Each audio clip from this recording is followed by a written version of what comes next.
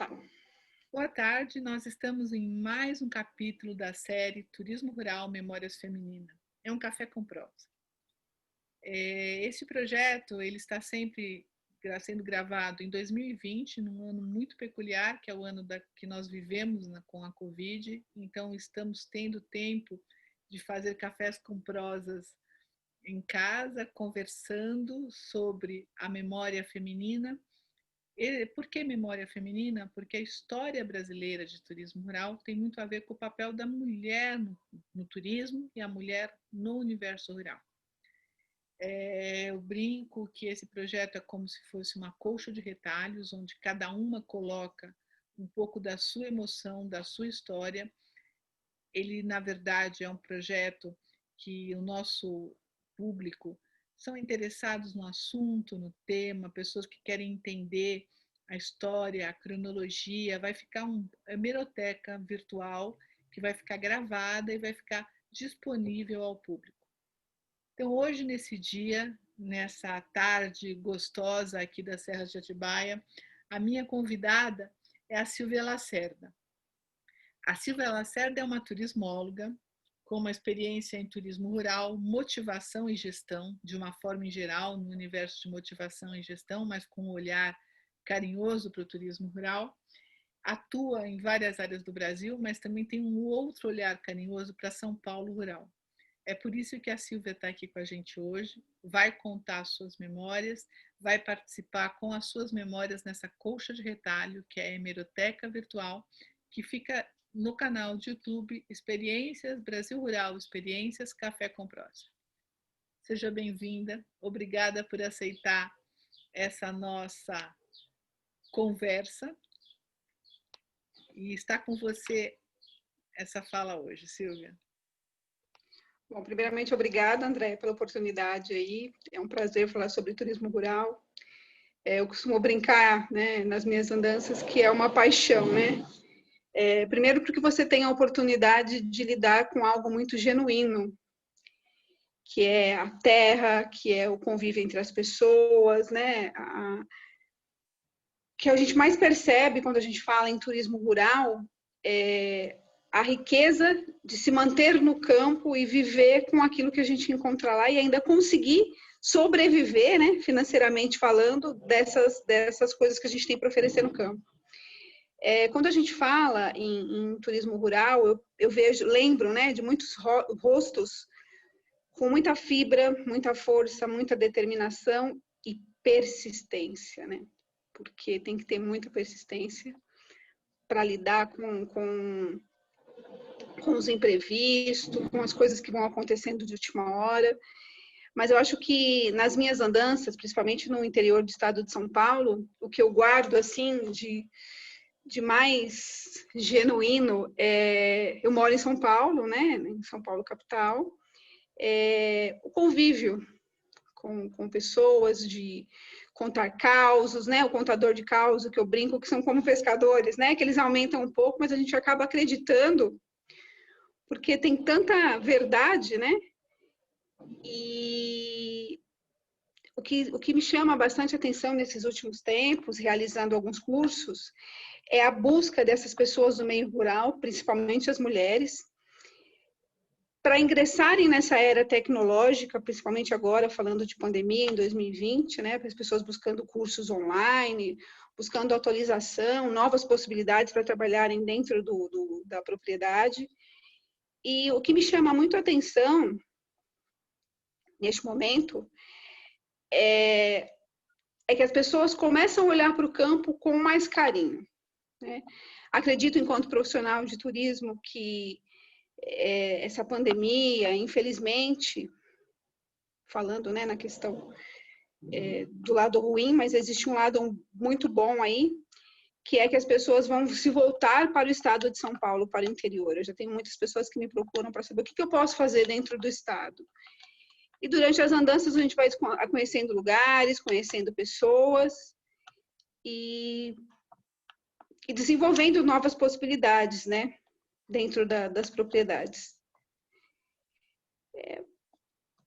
Eu lembro de algumas mulheres que foram muito importantes, lembro também de pessoas que conseguiram continuar verdadeiros legados de 2, 3 gerações dentro de uma propriedade.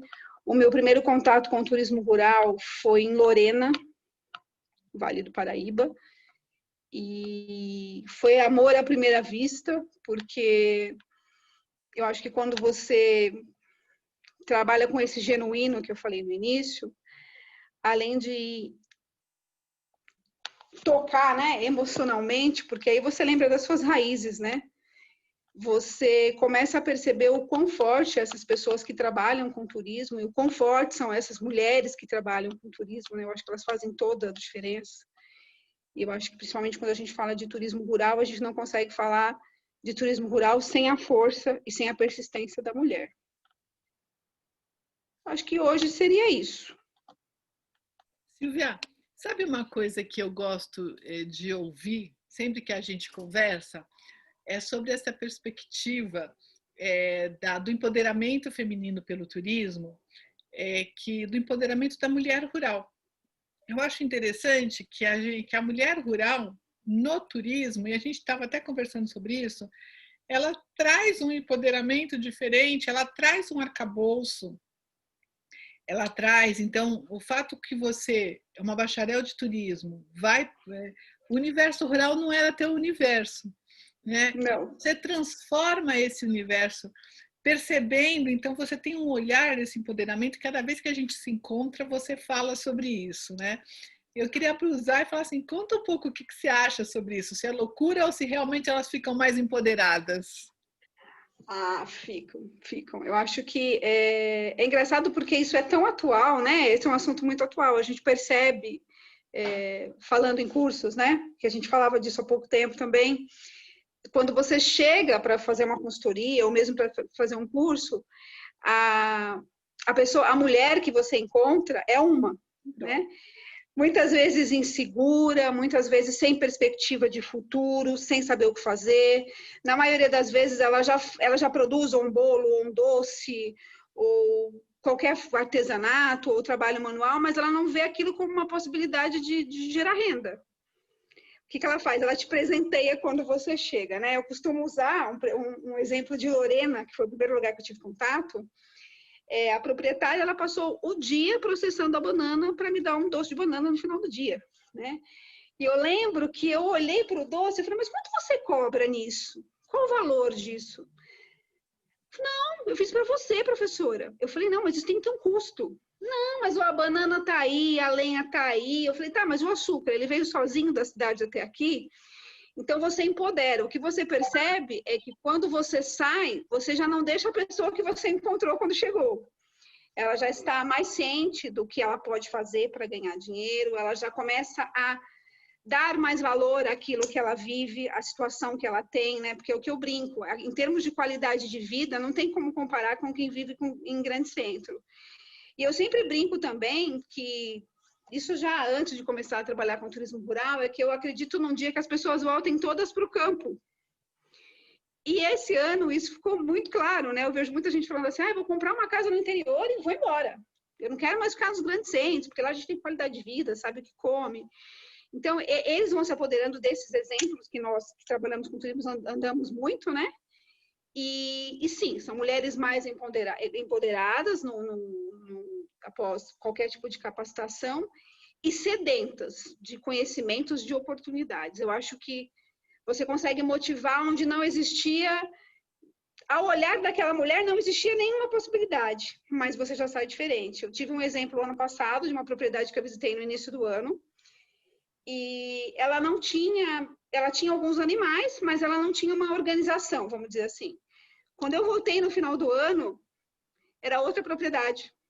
Eu já não reconhecia o lugar, porque já estava com cara de fazendinha, ela já tinha pensado numa outra perspectiva. Então, assim, é um exemplo que eu trago para vocês. Mas se empoderam, sim. Muito. E outra coisa, você fala sobre agregar valor. Que se você tivesse escutado isso logo no começo, que o turismo, a agregação do valor. Esse olhar eu achei super interessante na nossa conversa, porque antes a gente tem uma conversa prévia, e quando você falou, eu falei, não é que ela tem razão? Eu acho que as duas palavras chaves. Então, para quem está nos escutando, para quem está ouvindo esse bate-papo, então, dentro da sua memória, o porquê o agregar valor é a lógica do processo. Você é uma pessoa de cidade que é uma bacharel de turismo, uma turismóloga. O que a agregação de valor do turismo rural te traz? Qual que é essa lógica? Eu acho que primeiro tem muito a ver com o que a gente falou de empoderamento, né? Qualquer oportunidade que você oferece para a pessoa trabalhar com aquilo que ela tem ali no dia a dia, você já está agregando valor. E eu brinquei com a Andréia a respeito disso, porque na época que eu fiz o curso de turismo, eu nunca imaginei trabalhar com turismo rural e tive a oportunidade, me apaixonei e desde então estou trabalhando nessa área. Na faculdade, não existia muita clareza no que era turismo rural. Então, era um tema que se trabalhava, eu estou falando aí em torno de 2000, 2003. Trabalhava, mas ninguém pensava em trabalhar na área. Tanto que de uma turma de mais de 90 que se formaram, a única que trabalha nessa área sou eu. E eu encontrei uma professora anos depois e falei para ela, olha, seria muito mais simples se você tivesse falado em aula que era agregar valor. Agregar valor no que, eu tenho uma propriedade, tenho uma criação de animais, tenho plantação de fruta, como a gente tem o circuito das frutas, onde eu atuei também enquanto consultora, e você trabalha com o que você tem ali, você oferece para essas pessoas, que até então não tinham essa perspectiva, oportunidade de ter uma renda. E essas pessoas não vão precisar de sair dali para vir para o grande centro para trabalhar. Então, eu vejo a sacada do turismo rural como uma questão de agregar valor mesmo. Eu agrego valor e vou motivar o cara para que ele continue ali e criar para ele novas ferramentas. Acho que seria isso.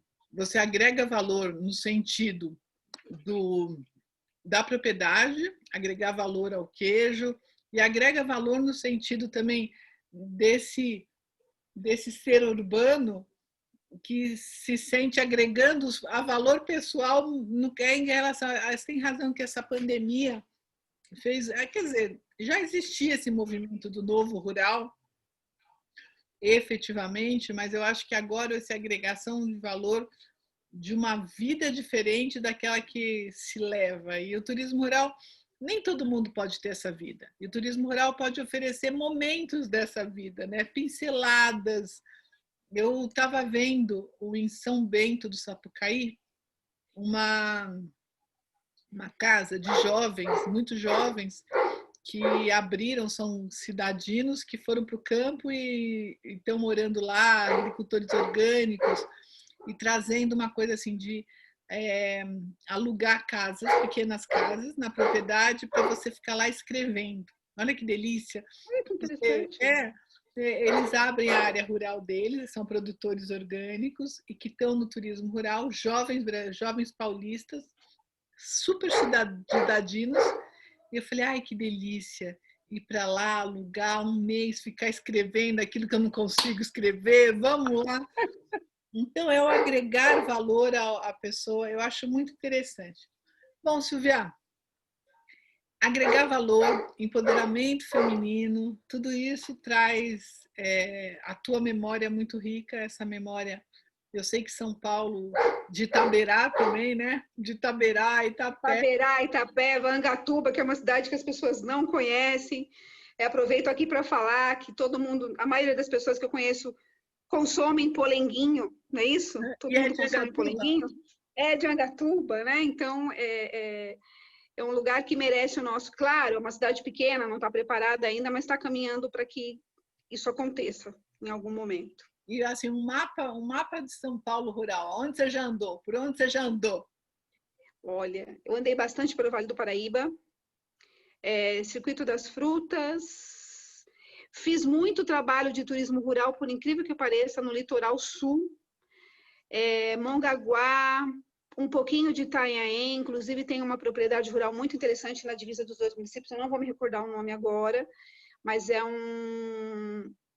um eco-resort, não vou lembrar São o nome produtores agora, de mas... banana ali, né? São produtores de banana. Sim, você tem banana, você tem muito pesqueiro do lado direito da pista, porque o que a gente pensa, né? Quando você vai para o litoral, você só imagina a praia, né? Uhum. Só que do lado de cá da pista, do lado direito da pista, você tem cachoeira, você tem... Eles chamam o sertão, que eles chamam o sertão, né? Isso. Aí você tem as aldeias indígenas, você tem muito pesqueiro, a produção de banana, palmito, tem bastante em algumas regiões, se você for mais para o Ribeira. Eu trabalhei em alguns municípios do Ribeira também, com turismo de base comunitária. Iguape e Serra do Graú, eu não vou lembrar o nome da comunidade agora. Mais ali depois de Peruíbe. Ou seja, você já andou bastante. Bastante. Quem conhece Itaberá, daquele... Itaberá, Logo ali depois de Itapeva, share, que tem que ter um share no final da frase, né? Senão não é do local. E assim, o que você acha dessa nova, o Vale do Ribeira, como um destino novo, com projetos? Eu vi nascer o novo Vale do Ribeira. Você viu esse projeto que estão falando? Eu acompanhei alguma coisa. Existe um trabalho grande, inclusive, até essa parceria que foi feita Sebrae e Senal, eles estão bem voltados para essa área. Uhum. Eles não têm sindicato rural, mas parece que eles vão usar o sindicato do Vale do Ribeira, porque na Baixada não tem sindicato rural, né?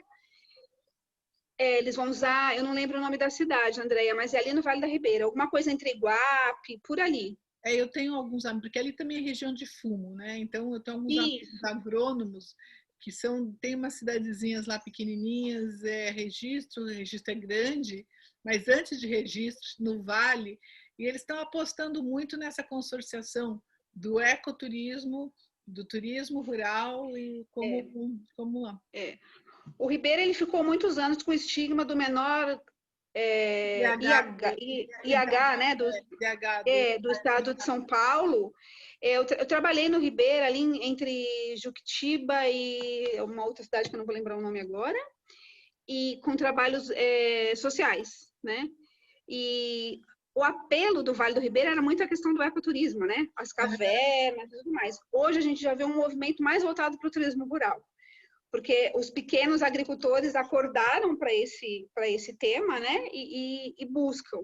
Mas eu sinto que assim, eles estão em outro momento do restante do estado. E uma coisa associa a outra, né? Uma coisa não desafia da outra. O turismo rural e ecoturismo, o público é diferente, realmente o público é diferente, mas nada impede que o ecoturista vá dormir na ruralidade, vá almoçar na ruralidade, e nada impede que aquela família público do turismo rural vá conhecer as cavernas, vá passar. Eu acho que o público é diferente, o que separa é o tipo de produto e o público, mas o público não é igual 24 horas por dia, pode fazer essa... Eu vejo isso muito no Pantanal. No Pantanal, você vai direto para o ecoturismo, mas à noite está dormindo numa fazenda, à noite está indo fazer churrasco numa fazenda, tem muito a ver desse... Por isso que eu vejo que uma coisa não o Ribeira está num momento diferente, mas pelo que eu vi desse investimento de economia criativa, Verdade, eles estão com o apelo de economia criativa lá. Eu acho que a economia criativa abre esse leque da ruralidade, do ecoturismo, perde o rótulo de ser turismo rural, ser ecoturismo e traz esse rótulo do destino criativo, que tem experiências de ruralidade e tem experiências de ecoturismo. Muito bem. Preciso te agradecer a tua participação. Eu te agradeço. Foi um prazer esse papo no sábado. Essa prosa, na verdade, vai virar prosa de comadre. Verdade. Enquanto é um café com prosa, daqui a pouco vira prosa de comadre. Tá bom? Muito obrigada. Obrigada a você, André. E que tudo passe e que a gente volte a se encontrar presencialmente, que seja na Paraíba, tá bom? Nossa, perfeito! Ou no estado de São Paulo, que não falta oportunidade. A gente pode começar por alguma cidade. A gente pode começar fazendo propaganda. A gente pode começar a fazer um circuito. Nada impede que seja vários encontros, tipo 26. Vamos criar um circuito. Um circuito do prosa. Um por estado, tá bom? Perfeito, né? Obrigada, muito obrigada. Beijo para vocês. Se Beijo. cuidem. Obrigada. Tchau. Tchau.